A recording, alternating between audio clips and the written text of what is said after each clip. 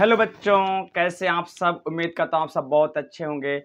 AVN coaching centre के आपके अपने इस यूट्यूब चैनल पर एक बार पुनः स्वागत है।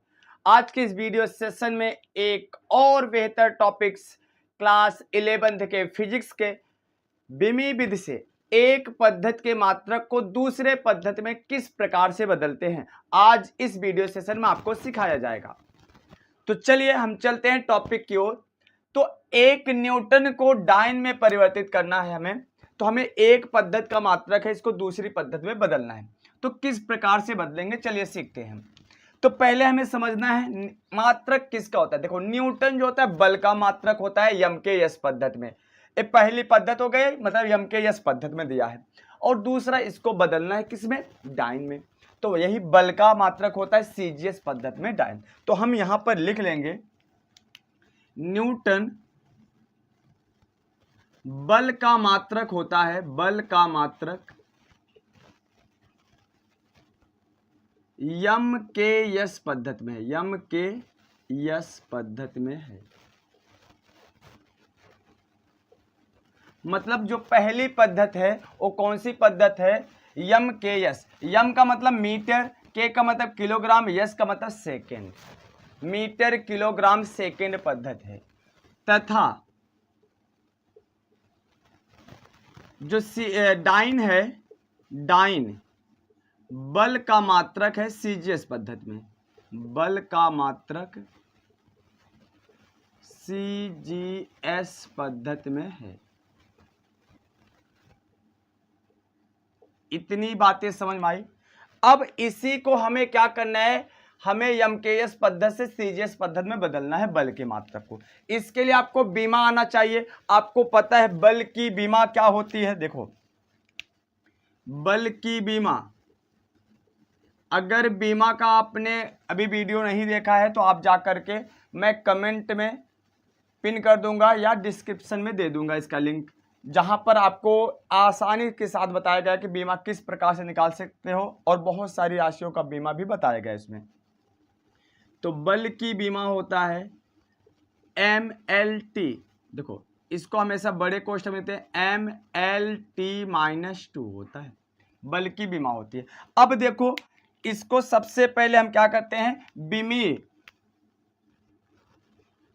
बिमी समीकरण से तुलना कर देते हैं।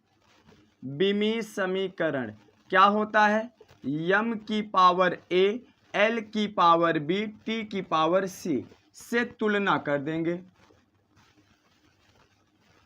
ठीक, पहले हमें क्या करना है, पहले पता करना है कौन कौन सा पद्धति है, फिर किसका मात्रक है उसकी बीमा लिख देंगे, फिर बिमी समीकरण से संतुलित कर देंगे। अब देखो, जब तुलना करेंगे तो यहां पर देखो, यम की पावर A है, यहां पर यम की पावर क्या है, 1, तो A बराबर क्या हो गया, 1। और देखिए यहां पर B है, L की पावर B है, यहां पर L की पावर कुछ नहीं, मतलब 1 है, तो B बराबर कितना हो जाएगा, 1। उसी प्रकार से यहां पर C है, देखो T की पावर क्या है, C, और इसमें T की पावर क्या है, -2, तो C बराबर क्या हो जाएगा, -2। अब देखिए, अब पहली पद्धति को देखो, पहली पद्धति में द्रव्यमान को m1 बोलते हैं, लंबाई को L1, समय को T1। दूसरी पद्धति में M2, L2, T2 बोलते हैं। अब देखो, अब हम क्या देखेंगे कि पहली पद्धति में द्रव्यमान किस में दिया है, अर्थात m1 द्रव्यमान किस में दिया है, देखो मीटर किलोग्राम सेकेंड, किलोग्राम में दिया है द्रव्यमान, तो लिखेंगे किलोग्राम। फिर लंबाई माने L1, पहली पद्धति लंबाई किस में दिया है, मीटर में, तो L1 बराबर लिख देंगे मीटर। फिर पहली पद्धति में समय किस में दिया है, सेकंड में, तो T1 बराबर क्या हो जाएगा, सेकंड। इतनी बातें समझ में आई। अब आ जाइए दूसरी पद्धति में, देखिए M2, दूसरी पद्धति में द्रव्यमान किस में दिया है, ग्राम में, लंबाई L2 किस में दिया है, सेंटीमीटर में, और समय T2 किस में दिया है, सेकंड में। देखो, सेंटीमीटर ग्राम सेकंड, सीजीएस का पूरा नाम क्या होता है, सेंटीमीटर ग्राम सेकंड। एमकेएस का पूरा नाम क्या होता है, मीटर किलोग्राम सेकंड। अब हमें देखो, और जो पहला जो न्यूमेरिकल वैल्यू दिया होता है, आंकिक मान दिया हो, तो वो n1 होता है। आपको n1 दिया है 1 और n2 निकालना होता है हमेशा, n2 बराबर क्वेश्चन मार्क। हमें फार्मूला पता है n2 बराबर n1 इंटू m1 अपान m2 की power a, L1 upon L2 की पावर b, T1 अपान T2 की पावर c। अब वैल्यू रख दो तो N2 बराबर क्या हो जाएगा, N1। N1 की वैल्यू क्या है, 1। M1 का मतलब क्या है, किलोग्राम। और M2 की वैल्यू क्या है, ग्राम। पावर ए की वैल्यू क्या है, 1। 1 घात लिखो या ना लिखो। फिर देखो L1 का मान क्या है, मीटर। L2 का मान क्या है, सेंटीमीटर। फिर इसकी पावर क्या है, बी की वैल्यू क्या है, 1। 1 घात लिखो या ना लिखो। T1 की वैल्यू क्या है, सेकंड। T2 की वैल्यू क्या है, सेकंड। इसकी पावर क्या है, -2। अब रख दो वैल्यू। N2 बराबर 1 से गुणा करेंगे वो यही आएगा। अब देखो हमें क्या करना, अब एक पद्धति में बदलना है। जैसे किलोग्राम है, इसको ग्राम में बदल दो, मीटर है सेंटीमीटर, माने ऊपर नीचे एक ही पद्धति में बदलना है। अब देखो 1 किलोग्राम बराबर कितने ग्राम होता है, 1000 ग्राम। तो यहाँ पर 1000 ग्राम बटे क्या हो जाएगा, ग्राम हो जाएगा। यहाँ पर 1 मीटर कितने बराबर होता है, 100 सेंटीमीटर। तो 100 सेंटीमीटर हो गया बटे यहाँ पर सेंटीमीटर, ऐसे रन दो। सेकंड से सेकंड कैंसिल हो जाएगा। 1 की चाहे जितनी घात हो तो इसकी वैल्यू क्या होता है, 1। यहाँ ग्राम से ग्राम कैंसिल, सेंटीमीटर से सेंटीमीटर कैंसिल। अब देखो क्या हुआ, N2 बराबर कितना बचा, 1000। 1000 लिख देंगे यहाँ पर, गुणे, ठीक, यहाँ पर गुणे क्या हो जाएगा, 100। अब इसको हम 10 की घात लिख देंगे तो क्या हो जाएगा, N2 बराबर, आपको पता है जितने जीरो होते हैं उतना 10 की घात हो जाता है। देखो कितने जीरो, 1 2 3 4 5, गुणा किए हो ना, तो 10 घाते क्या हो जाएगा, 5। और किस में बदलना था, तो डाइन में।